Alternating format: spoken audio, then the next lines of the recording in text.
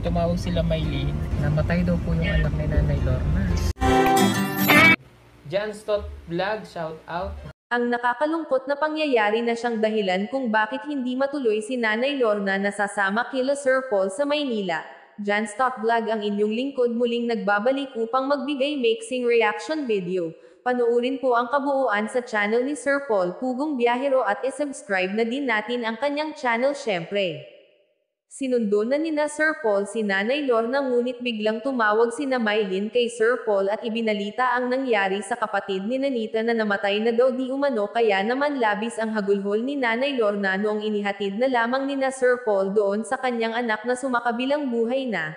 Sayang, pinaghandaan pa naman ni Ma'am Nida at inaasahan niyang mas lalong masaya ang kanilang Pasko kapag kasama nila si Nanay Lorna. May padating na mga taga-Davao at alay, Tonto si Nita. Sino kaya yung isang da?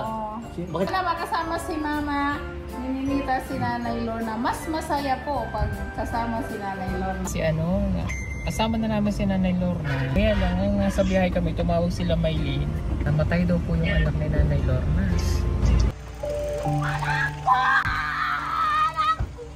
Kailangan tanggapin ni Nanay Lorna. Peace.